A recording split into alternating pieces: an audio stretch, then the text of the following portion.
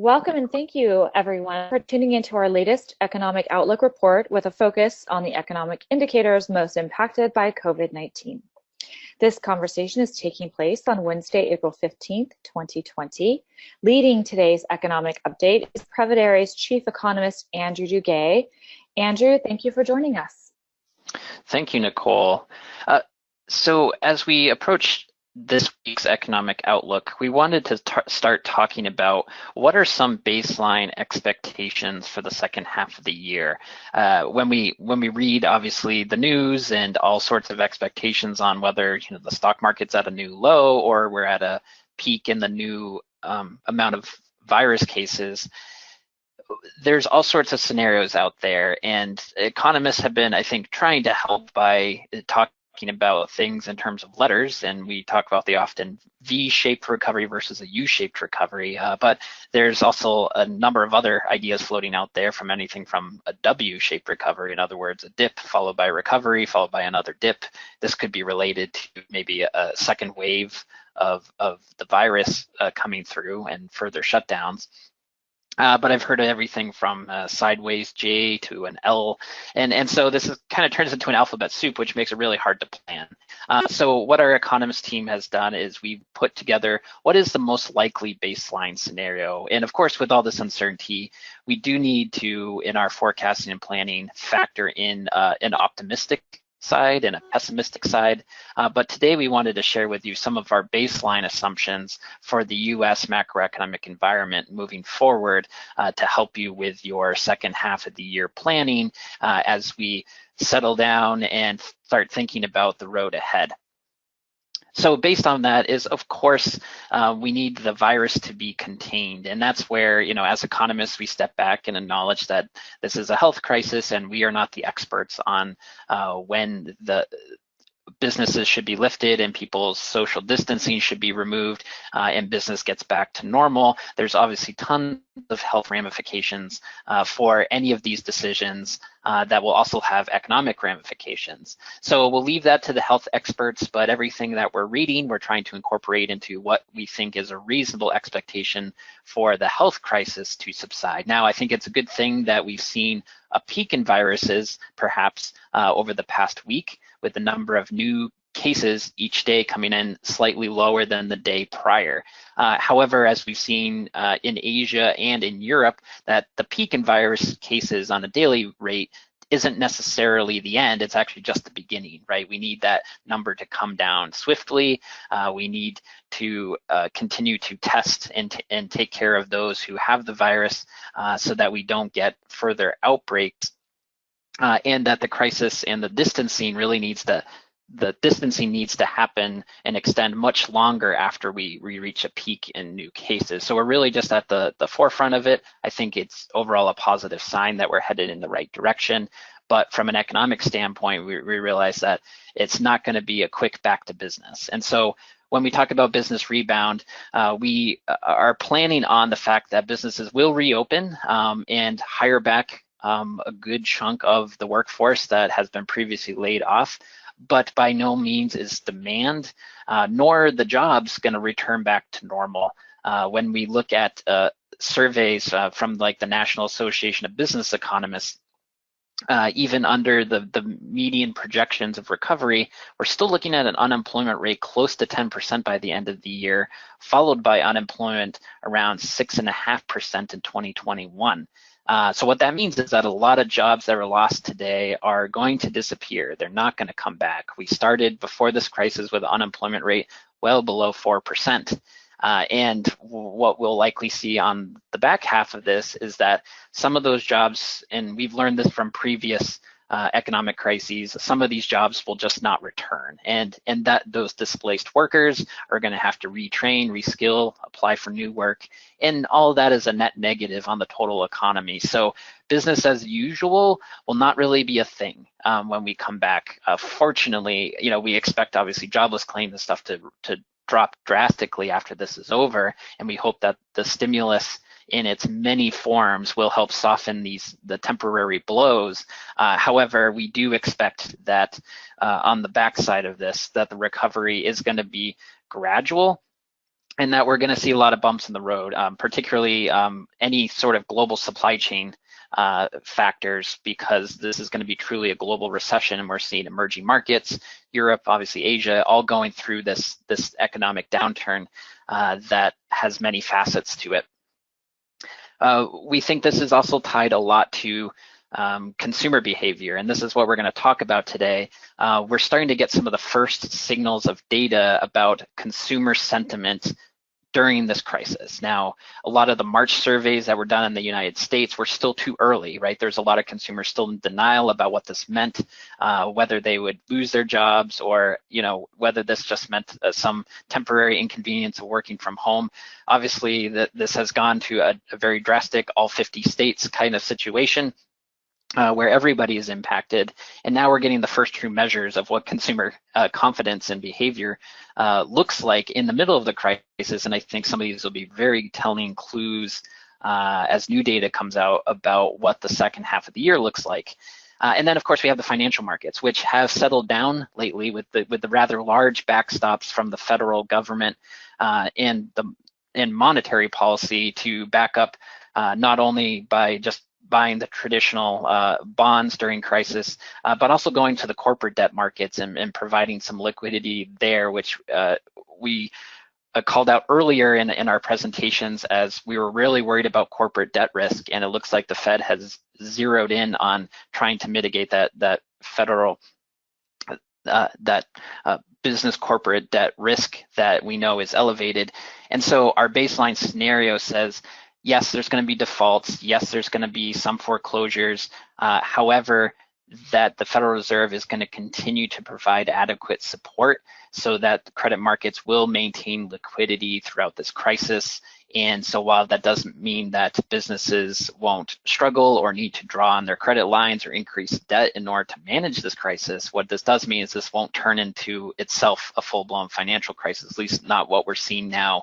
A lot of those risk spreads that were elevating at the very onstart of this crisis have now come down because there's more liquidity in the market, and we're expecting less bankruptcies than maybe even 2 or 3 weeks ago due to some of the Federal Reserve actions.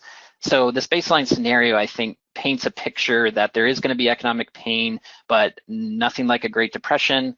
And the recovery, while it's going to be bumpy and slow, is still going to be recovery. And I think that's important. So depending on what lens you had maybe a few weeks ago, this could be optimistic or this could be pessimistic news. But we think that in the wide spectrum of everything from a V-shaped recovery to an L, a V-shape meaning quick recovery and the L-shape meaning no recovery, our baseline scenario is really somewhere in between, where we do see recovery in the second half of the year, but it's going to be mild, and it's going to be well into 2021 before things really, get back on track. And even then, when we think about the future, is going to hold higher rates of unemployment than the past few years, and so there's going to be some lingering effects to this.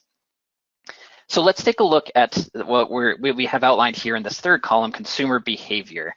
This is really interesting stuff with the latest data that we're getting out of multiple sources about what consumers are thinking and saying about their spending habits in the future. So the first chart we have here shows you a survey of consumers and basically asks, what are your plans for the next 6 months? Do you plan on spending more or less, and in what categories?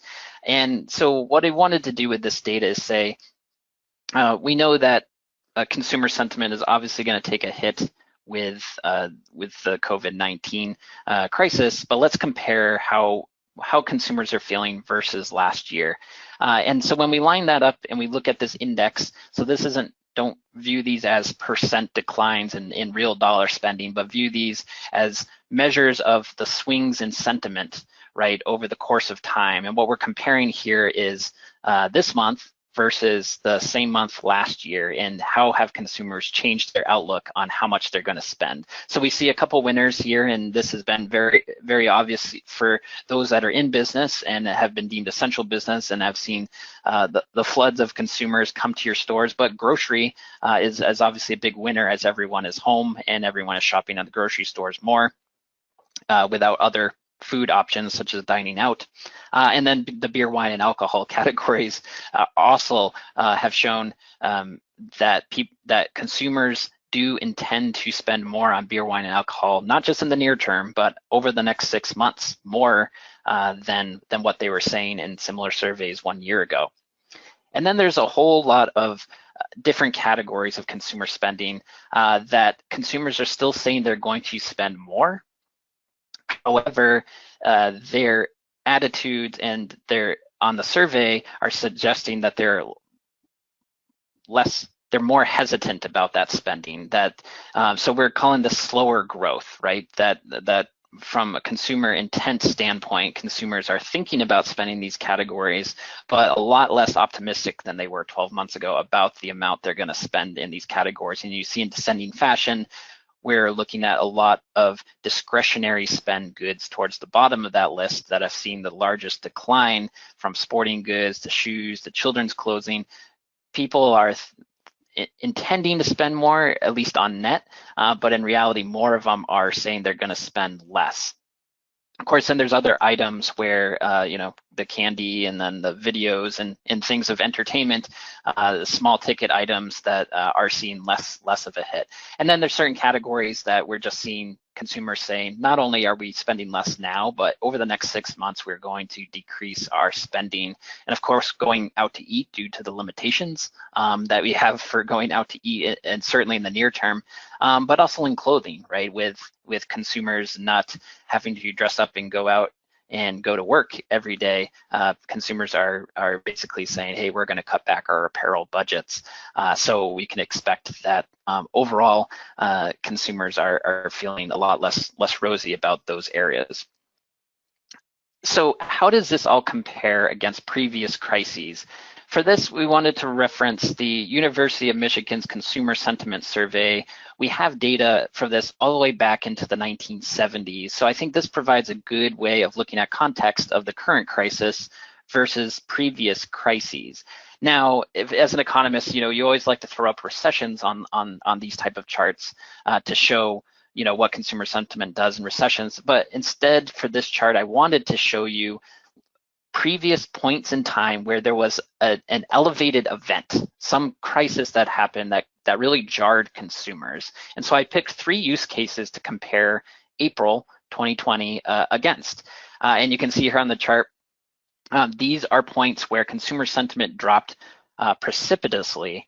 And then we can maybe use these use cases to maybe learn about where consumer sentiment might go from here, how consumers might behave differently. So the first case, we look all the way back to May 1980. And in many ways, the recipe for consumer sentiment disaster is quite opposite, right? Well, right now, we've seen about a 60–80% drop in oil prices that accommodated this health scare. Back in May 1980 was the opposite.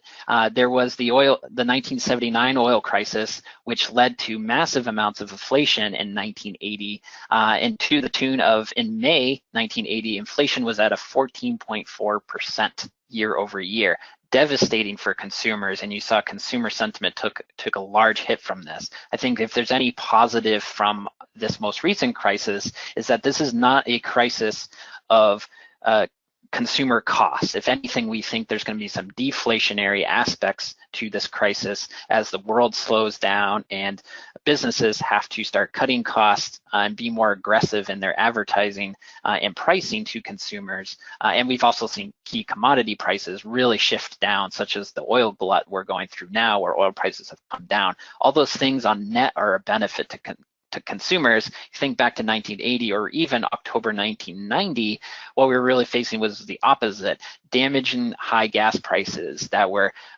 embedded in the consumer psyche as prohibitive to their normal consumption patterns. In October 1990, obviously, we were just entering into a wartime scenario. We were going through what we look historically was a mild recession in the 1990s. But when we look at when consumer sentiment really fell and fell drastically in October 1990, crude prices had been on a on a tear and rose almost double in a 4-month period. Of course, that all translates to higher prices at the pump that consumers were not prepared for, and consumer sentiment went down for all key categories. And this also has an inflationary impact, and inflation was at about an 8-year high in October 1990, a cyclical peak. So consumers were facing many headwinds and many challenges. And then, of course, we have the more recent history, the October 2008 financial crisis, where stocks fell 20% in 1 month, consumer sentiment plummeted already. When we look for similarities in this, some things that I draw my attention to is the fact that you can see consumer sentiment fall off relatively quickly. What you don't see is pretty swift recovery. I think 1980, perhaps once oil prices started to subside again, did see consumer sentiment jump back up, but it was still into the 70s range. When we look at the most recent history, and really the past 2-3 years, what we saw consumer sentiment that was at very elevated highs, similar to before the 1990, October 1990 crash in consumer sentiment. Consumers were generally happy and consistently happy. What you saw afterwards is that consumer sentiment did go back up, but did not reach pre-recession highs in 1990. And in fact, it oscillated for many years, all the way to the mid-1990s before it reached a pretty consistent elevated level. So what this tells me is that consumers don't just forget the past, right? They're very mindful of a crisis, and this is likely to have long-lasting impacts on their sentiment, which we know translates into consumer spending habits. And so I think anything we can take away from this is that you can enter a crisis at a much swifter pace than you can exit the crisis when it comes to consumer sentiment, and that will impact consumer spending in many different ways. If consumers are not as happy, if they're not as confident, then we're likely to see consumers shift their buying and spending habits along the way, and that could last much further out than the health crisis itself. When we want to compare with the numbers out of April to something more recent, I think a lot of businesses want to say, what can we use to model in the past? And so it might not make sense to open up the ledgers and look all the way back to 1980 or even 1990 for comparable, but we can compare to the most recent crisis situation, which would be October 2008, right, when the stock market went down by 20% and consumer sentiment fell. Here, what we have mapped is different consumer spending intent metrics as measured in April versus what they were back in October 2008. And what you can see is that there are some categories of spending where consumers are pretty much thinking about spending in the same ways they were back during the Great Recession of 2008, 2009. There's a lot of areas where today's spending plans are still higher. So when you think about, of course, groceries, but also home improvement and lawn and garden supplies, people are out there spending money at hardware stores and thinking about home improvement projects. And they're still generally thinking about spending more money than they were back during the great financial crisis. And that also, it isn't just home improvement, but you look at a lot of other different categories, from sporting goods to electronics, and even furniture. Consumer sentiment isn't quite as low today in those categories as it was in 2008. However, there are some areas where consumers are already thinking of cutting back and cutting back more than they were during 2008. And that would be in some areas of clothing, toys, obviously going out to eat, but a lot in the apparel areas as well. So just something to consider when we try to frame up what today's crisis looks like compared to past crises. In a lot of the data, you can look long enough in history and take some learnings from that to know that we're not alone. While a lot of people like to talk about how unprecedented different events today are, we can ground today's environment in past events and crises to give some context of what recovery can look like.